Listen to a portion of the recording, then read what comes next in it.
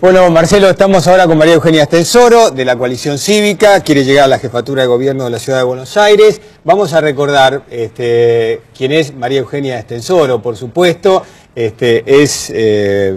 está, ahí viene la placa, 53 años, no sé si hacemos bien o mal, es decir, la edad de las mujeres. Sí, está bien. ¿Está bien? No hay problema. Periodista, licenciada en literatura inglesa y francesa, el último cargo político, la actual senadora nacional.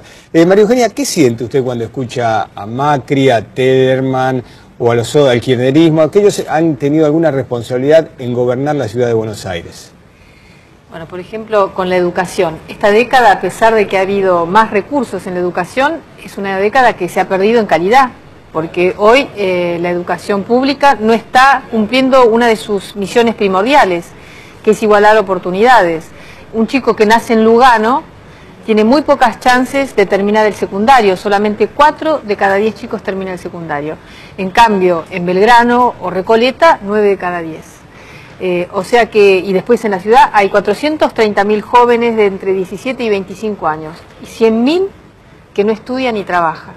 Muchos que buscan trabajo y no consiguen porque no tienen las calificaciones, y otros que ya se cansaron de buscar. ¿Qué quiere decir? ¿Que se discrimina la ciudad, se divide en norte y sur? No, quiere decir que la educación pública no está sirviendo para que quienes nacen en hogares con mayores necesidades insatisfechas, bueno, la educación pública antes era el que daba el contexto para poder aspirar a una educación secundaria e ir a la universidad. El famoso mito de mi hijo el doctor, eso no está pasando. La exclusión, la escuela reproduce la exclusión, y está la escuela cada vez más, hay la escuela privada para quien la puede pagar y después la escuela pública para los pobres. Ese no es el modelo que nosotros queremos, y por eso estamos proponiendo que hagamos como hizo Bachelet en Chile. Ella construyó 3.000 jardines maternales en 4 años, lo que muestra una capacidad de gestión que nosotros hemos perdido. En el entendimiento que hay que universalizar la educación inicial, porque justamente los hogares más carenciados el Estado tiene que estimular a estos chicos desde los 45 días en adelante para que lleguen a la primaria sin desventajas. El sistema neuronal se forma en los primeros 2 años de vida, y si uno no tiene una estimulación precoz y todo el sistema cognitivo no se desarrolla de la misma manera. Por eso empieza el ciclo de repitencia cuando se llega a la primaria, y después en la secundaria se abandona. Nosotros tenemos que evitar eso, y por eso este plan de jardines maternales, Edgardo, es muy distinto a lo que está haciendo Macri y María Eugenia Vidal, lo que han hecho en estos 4 años. Sí, ¿por qué? ¿Por qué? Porque nosotros estamos hablando de jardines maternales que dependan del Ministerio de Educación. Los centros de primera infancia de María Eugenia Vidal y que a Macri le parecen fabulosos son ONGs, pueden ser comedores o guarderías, que el gobierno de la ciudad apoyó con recursos y con los edificios los puso a punto, pero no están dirigidos por directoras de escuela, por maestras jardineras que estén al frente del aula. Yo he ido a varios y son muy simpáticos, pero es un modelo asistencial. O sea que en el tema de la educación no es un problema de presupuesto, sino de aplicación de presupuesto y de la capacidad de la gente. Una visión. Uno no puede estar conforme porque apuntaló 21 ONGs en la zona sur. Eso no es un proyecto de universalización de la educación inicial. Y además el Estado no puede tercerizar la educación y con un modelo asistencialista. Para los más pobres, un modelo asistencialista. Claro, pero yo a mis hijos los mando a un jardín maternal con maestras jardineras. Ese sería... Nosotros estamos proponiendo otro modelo. Y esto es muy serio, porque esta confusión en que, bueno, como es para los más humildes, podemos hacer un modelo asistencial y con eso alcanza, esto es realmente serio, y por eso yo lo quiero resaltar. Y en el área de salud, porque también, digamos, los reclamos más grandes, las necesidades más grandes en la capital federal son precisamente de la gente que menos tiene. ¿Usted considera que se repite el mismo sistema, el de educación, con el de salud?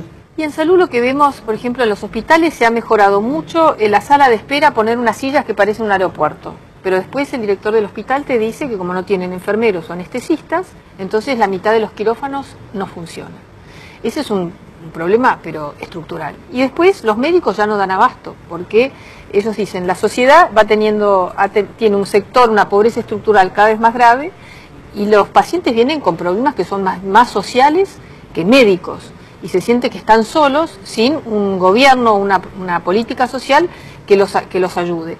Los centros, los CESAC, los centros de atención primaria, no están sirviendo de contención para que el hospital no sea el lugar en donde va todo el mundo a encontrar una solución. Entonces el hospital tiene que dedicar gran parte de sus recursos para la atención primaria, donde hay el riesgo de contagios, ¿no? El hospital tendría que, y es lo que dice nuestra ley de salud, tendría que ser primordialmente para cirugías y tratamientos complejos. ¿Y dónde atiende al resto de la gente? Y bueno, se han desplegado un montón de centros de atención primaria, pero no están equipados bien, ¿no? Para que puedan hacer radiografías. Básicamente hacen la atención muy primaria, pero después para cualquier análisis hay que ir al hospital. Entonces, y después el otro problema es que el 80% de la gente que se atiende en nuestros hospitales viene del conurbano.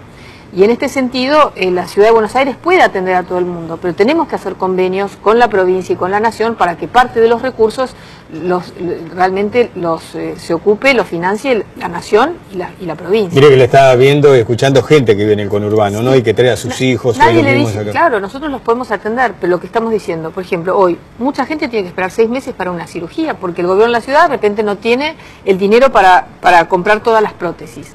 Nosotros decimos, nosotros solventamos los gastos de cirugía, de internación, pero el gobierno de la provincia de Buenos Aires puede hacer un fondo para comprar prótesis o, por ejemplo, tratamientos oncológicos, que de repente hay remedios que cuestan $20.000. No podemos esperar que la ciudad pueda financiar todo eso, pero nadie dice de no atender a los pacientes, sino que no podemos dar la atención de calidad que necesitan los pacientes si se espera que la ciudad solvente los gastos por sí sola. La nación antes financiaba este tipo de cosas, después dejó. Creo que tenemos que, como en muchas cosas, hay que dialogar institucionalmente y que haya un proyecto conjunto. Ahora, en materia económica, ¿usted considera que Cristina Kirchner lo está ahogando a Macri o que Macri se ahoga solo por incapacidad para manejar el presupuesto? Tenemos el presupuesto más alto de la historia de la Ciudad de Buenos Aires en democracia.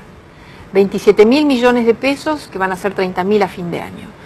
Cuando yo era el legislador en el año 2004 era de 4.500 millones. Ha crecido 6 veces y no hemos visto las transformaciones. Macri se ahoga, como usted dice, se ahoga solo, no se puede victimizar. Nosotros somos el único distrito del país que no depende financieramente del gobierno nacional, a diferencia de Córdoba, de la provincia de Buenos Aires o de Mendoza.